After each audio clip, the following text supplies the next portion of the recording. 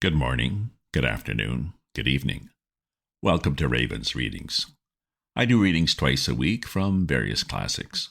If you subscribe to my free Substack newsletter at ravensview.substack.com, you'll get notified of the next episode and can leave your comments or suggestions on my site, and perhaps also browse my flash fiction writings or musings on the world. I will be reading to you from Treasure Island, written by the Scottish novelist Robert Louis Stevenson. It was published in 1883 and is set in the previous century. It's told from the point of view of young Jim Hawkins. Last episode, the squire and others were safe and secure within the stockade, and Jim has returned. We pick up now from Jim's point of view as he and Ben Gunn approach. Chapter 19, The Garrison in the Stockade. As soon as Ben Gunn saw the colors, he came to a halt, stopped me by the arm, and sat down. "Now," said he, "there's your friends, sure enough." "Well, far more likely it's the mutineers," I answered. "That?" he cried. "Why, in a place like this, where nobody puts in but gentlemen of fortune, silver would fly the Jolly Roger. You don't make no doubt of that. No, that's your friends. There's been blows too, and I reckon your friends has had the best of it. And here they are ashore in the old stockade that was made years and years ago by Flint. Ah, he was the man to have a headpiece, was Flint. Barring rum, his match was never seen. He were afraid of none, not he, only silver. Silver was that genteel." "Well," said I, "that may be so, and so be it. All the more reason that I should hurry on and help my friends." "Nay, mate," returned Ben, "not you. You're a good boy, or so I mistook, but you're only a boy, all told. Now, Ben Gunn is fly. Rum wouldn't bring me there, where you're going. Not rum wouldn't, not till I see you're born gentleman and gets it on his word of honor. And you won't forget my words. A precious sight, that's what you'll say. A precious sight more confidence." And then nips him, and he pinched me the third time with the same air of cleverness. "And when Ben Gunn is wanted, you know where to find him, Jim. Just where you found him today. And him that comes is to have a white thing in his hand, and he's to come alone. Oh, and you'll say this, 'Ben Gunn,' says you, 'has reasons of his own.'" "Well," said I believe I understand. You have something to propose, and you wish to see the squire or the doctor, and you're to be found where I found you. Is that all?" "And when," says you, he added. "Why, from about noon observation to about 6 bells. "Good," said I. "And now may I go?" "You won't forget?" he inquired anxiously. "Precious sight and reasons of his own," says you. "Reasons of his own. That's the mainstay, as between man and man." "Well, then," still holding me, I reckon you can go, Jim. And, Jim, if you was to see silver, you wouldn't go for to sell Ben Gunn? Wild horses wouldn't draw it from you? No, says you. And if them pirates camp ashore, Jim, what would you say but there'd be widders in the morning?" Here he was interrupted by a loud report, and a cannonball came tearing through the trees and pitched in the sand not 100 yards from where we two were talking. The next moment each of us had taken to his heels in a different direction. For a good hour to come, frequent reports shook the island, and balls kept crashing through the woods. I moved from hiding place to hiding place, always pursued, or so it seemed to me, by these terrifying missiles. But towards the end of the bombardment, though still I durst not venture in the direction of the stockade, where the balls fell oftenest, I had begun in a manner to pluck up my heart again, and after a long detour to the east, crept down among the shoreside trees. The sun had just set, the sea breeze was rustling and tumbling in the woods and ruffling the gray surface of the anchorage. The tide, too, was far out, and great tracts of sand lay uncovered. The air, after the heat of the day, chilled me through my jacket. The Hispaniola still lay where she was anchored, but sure enough, there was the Jolly Roger, the black flag of piracy, flying from her peak. Even as I looked, there came another red flash and another report that sent the echoes clattering, and one more round shot whistled through the air. It was the last of their cannonade. I lay for some time watching the bustle which succeeded the attack. Men were demolishing something with axes on the beach near the stockade, the poor jolly boat I afterwards discovered. Away near the mouth of the river, a great fire was glowing among the trees, and Between that point and the ship, one of the gigs kept coming and going, the men whom I had seen so gloomy shouting at the oars like children. But there was a sound in their voices which suggested rum. At length I thought I might return towards the stockade. I was pretty far down on the low sandy spit that encloses the anchorage to the east and is joined at half water to Skelton Island. And now, as I rose to my feet, I saw some distance further down the spit, and rising from among the low bushes, an isolated rock, pretty high and peculiarly white in color. It occurred to me that this might be the white rock of which Ben Gunn had spoken, and that some day or other a boat might be wanted, and I should know where to look for one. Then I skirted among the woods till I had regained the rear or shoreward side of the stockade, and was soon warmly welcomed by the faithful party. I had soon told my story and began to look about me. The log house was made of unsquared trunks of pine, roof, walls, and floor. The latter stood in several places as much as a foot or a foot and a half above the surface of the sand. There was a porch at the door, and under this porch the little spring welled up into an artificial basin of a rather odd kind, no other than a great ship's kettle of iron, with the bottom knocked out and sunk to her bearings, as the captain said, among the sand. Little had been left besides this framework of the house, but in one corner there was a stone slab laid down by way of hearth and an old rusty iron basket to contain the fire. The slopes of the knoll and all the inside of the stockade had been cleared of timber to build the house, and we could see by the stumps what a fine and lofty grove had been destroyed. Most of the soil had been washed away or buried in drift after the removal of the trees, and only where the streamlet ran down from the kettle a thick bed of moss and some ferns and little creeping bushes were still green among the sand. Very close around the stockade, too close for defense, they said, the wood still flourished high and dense, all of fir on the land side, but towards the sea with a large admixture of live oaks. The cold evening breeze, of which I have spoken, whistled through every chink of the rude building and sprinkled the floor with a continual rain of flying sand. There was sand in our eyes, sand in our teeth, sand in our suppers, sand dancing in the spring at the bottom of the kettle, for all the world like porridge beginning to boil. Our chimney was a square hole in the roof. It was but a little part of the smoke that found its way out, and the rest eddied about the house and kept us coughing and piping the eye. Add to this that Gray, the new man, had his face tied up in a bandage for a cut he had got in breaking away from the mutineers, and poor old Tom Redruth, still unburied, lay along the wall, stiff and stark, under the Union Jack.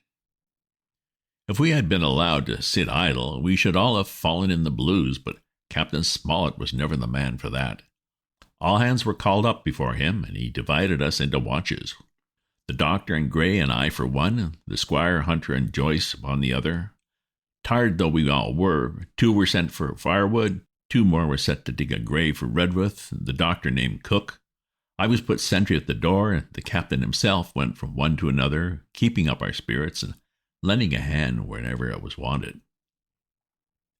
From time to time the doctor came to the door for a little air to rest his eyes, which were almost smoked out of his head, and whenever he did so, he had a word for me. "That man Smollett," he said once, "is a better man than I am, and when I say that, it means a deal, Jim." Another time he came and was silent for a while. Then he put his head on one side and looked at me. "Is this Ben Gunn a man?" he asked. "I do not know, sir," said I. "I'm not very sure whether he's sane."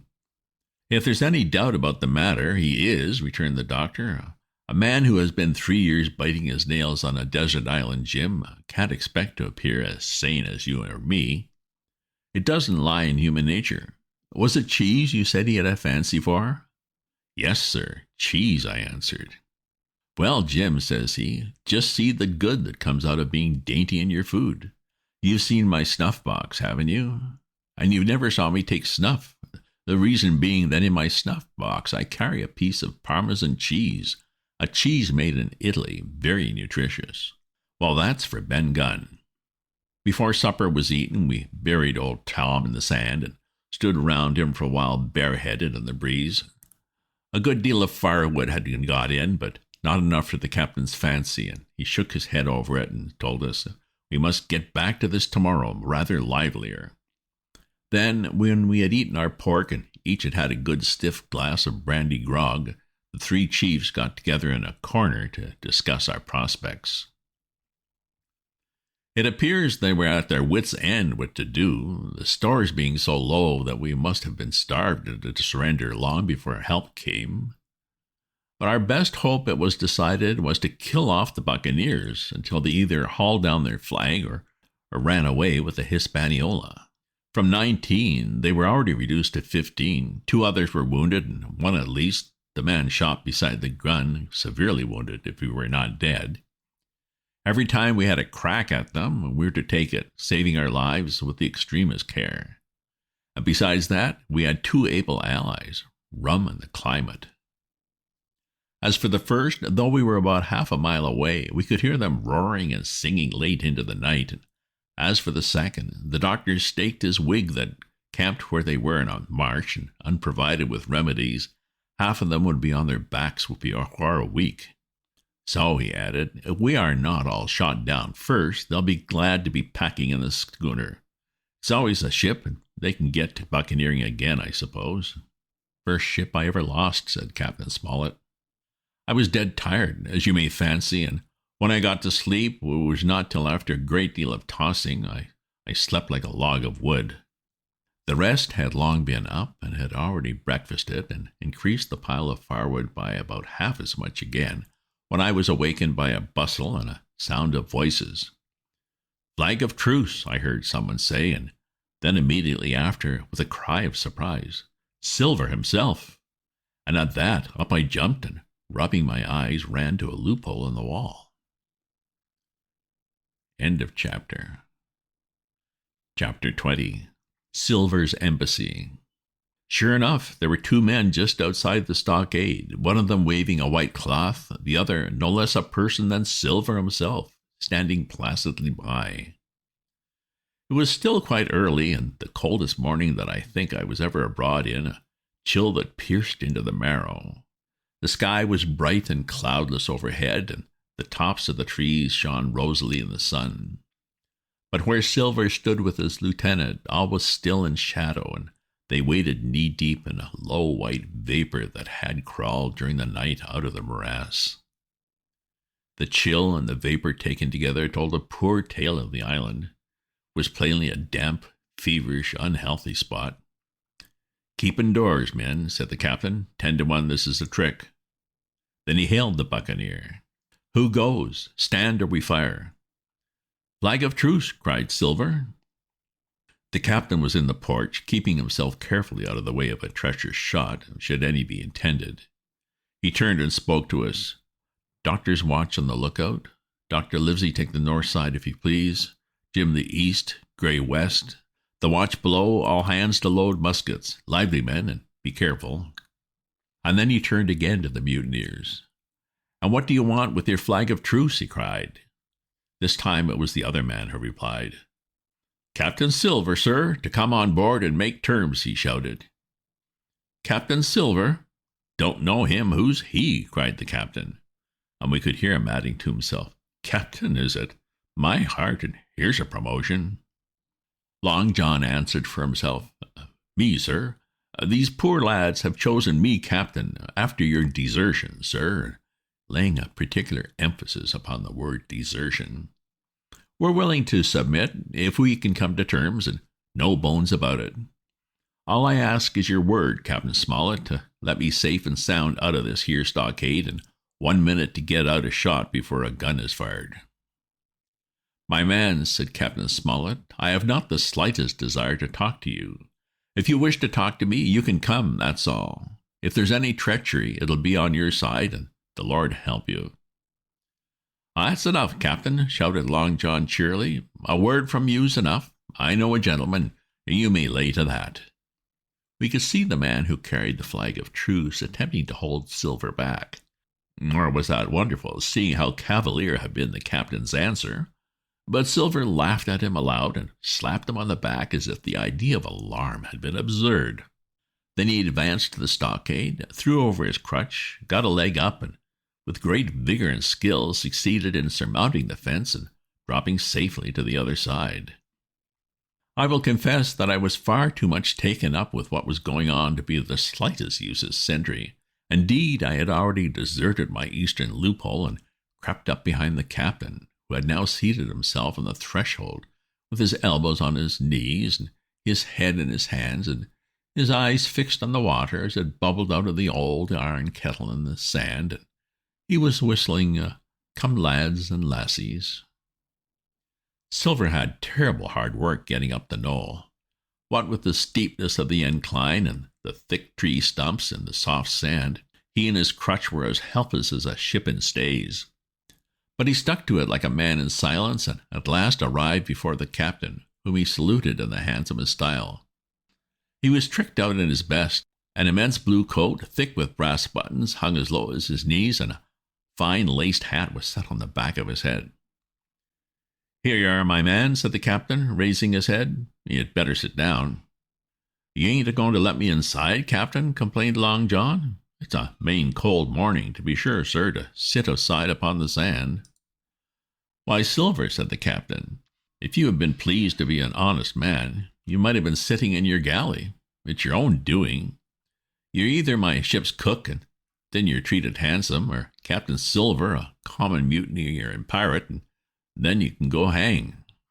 "Well, well, Captain," returned the sea cook, sitting down as he was bidden on the sand, "you'll have to give me a hand up again, that's all. A sweet pretty place you have of it here. Ah, there's Jim. Top of the morning to you, Jim. Doctor, here's my service. Why, there you are, all together like a happy family, in a manner of speaking." "If you have anything to say, my man, better say it," said the captain. "Right you were, Captain Smollett," replied Silver. "Duty is duty, to be sure. Well, now, you look here. That was a good lay of yours last night." "I don't deny it was a good lay. Some of you pretty handy with a handspike end. And I'll not deny neither, but some of my people was shook. Maybe all was shook. Maybe I was shook myself. Maybe that's why I'm here for terms. But you mark me, Captain, it won't do twice, by thunder. We'll have to do sentry go and ease off a point or so on the rum. Maybe you think we were all a sheet in the wind's eye. But I'll tell you I was sober. I was only dog-tired, and if I'd awoke a second sooner, I'd have caught you in the act, I would. He wasn't dead when I got round to him, not he." "Well," said Captain Smollett, as cool as can be. All that Silver said was a riddle to him, and you'd never have guessed it from his tone. As for me, I began to have an inkling. Ben Gunn's last words came back to my mind, and I began to suppose that he'd paid the buccaneers a visit while they all lay drunk together around their fire, and I reckoned up with glee that we only had 14 enemies to deal with now. "Well, here it is," said Silver. "We want that treasure, and we'll have it. That's our point. We'd just as soon save your lives, I reckon, and that's yours. You have a chart, haven't you?" "That's as may be," replied the captain. "Oh, well, you have it. I know that," returned Long John. "You needn't be so husky with a man. There ain't a particle of service in that, and you may lay to it. What I mean is, we want your chart. Now, I never mean you no harm myself. That won't do with me, my man," interrupted the captain. "We know exactly what you mean to do, and we don't care for now, you see. You can't do it." And the captain looked at him calmly and proceeded to fill a pipe. "Well, if Abe Gray," Silver broke out. "Avast there," cried Mr. Smollett. "Gray told me nothing, and I asked him nothing. And what's more, I would see you and him and this whole island blown clear out of the water into blazes first. So there's my mind for you, my man, on that." This little whiff of temper seemed to cool Silver down. He'd been growing nettled before, but now he pulled himself together. "Like enough," said he, I would set no limits on what gentlemen might consider ship-shape, or might not, as the case were. And seeing as how you're about to take a pipe, Captain, I'll make so free to do likewise." And he filled a pipe and lighted it, and The two men sat quietly smoking for quite a while, now looking at each other in the face, now stopping their tobacco, now leaning forward to spit. It was as good as a play to see them. "Now," resumed Silver, "here it is. You give us the chart to get the treasure by, and drop shooting poor seamen and stoving off their heads in while asleep. And you do that, and we'll offer you a choice. Either you come aboard along of us once the treasure's shipped, and then I'll give you my affidavy, upon my word of honor, to clap you somewhere safe ashore. Or if that ain't to your fancy, some of my hands being rough and having old scores on account of hazing, then you can stay here, you can. We'll divide stores with you, man for man, and I'll give you my affidavy, as before, to speak the first ship I sight, and send 'em here to pick you up. Now you'll own that's talking. Handsomer you couldn't look to get, now you. And I hope," raising his voice, "that all hands in this here blockhouse will overhaul my words, for what is spoke to one is spoke to all." Captain Smollett rose from his seat and knocked out the ashes of his pipe in the palm of his hand. "Is that all?" he asked. "Every last word, by thunder," answered John. "Refuse that, and you've seen the last of me but musket balls." "Very good," said the captain. "Now you hear me. If you'll come up one by one, unarmed, I'll engage to clap you all in irons and take you home to a fair trial in England. If you won't, my name is Alexander Smollett. I've flown my sovereign's colours, and I'll see you all to Davy Jones. You can't find the treasure. You can't sail the ship. There's not a man among you fit to sail the ship. You can't fight us. Gray there got away from 5 of you. Your ship's in irons, Master Silver. You're on a lee shore, and so you'll find. I stand here and tell you so, and they're the last good words you'll get from me, for in the name of heaven, I'll put a bullet in your back next I meet you. Tramp, my lad, bundle out of this, please, hand over hand, and double quick." Silver's face was a picture. His eyes started in his head with wrath. He shook the fire out of his pipe. "Give me a hand up," he cried. "Not I," returned the captain. "Who'll give me a hand up?" he roared. Not a man among us moved. Growling the foulest imprecations, he crawled along the sand till he got hold of the porch and could hoist himself again upon his crutch. Then he spat into the spring. "There," he cried, "that's what I think of ye. Before the hour's out, I'll stove in your old blockhouse like a rum puncheon. Laugh, by thunder, laugh. Before an hour's out, you'll laugh upon the other side. Them that'll die be the lucky ones." And with a dreadful oath he stumbled off, ploughed down the sand, and was helped across the stockade, after 4 or 5 failures, by the man with the truce, and disappeared in an instant afterwards among the trees. End of chapter. Well, still safe in the stockade, but Silver's intentions are now very clear. Can they wait him out? Will he attack? Just a reminder, if you subscribe to my free newsletter at ravensview.substack.com, you'll get notified of my updates as soon as they're ready.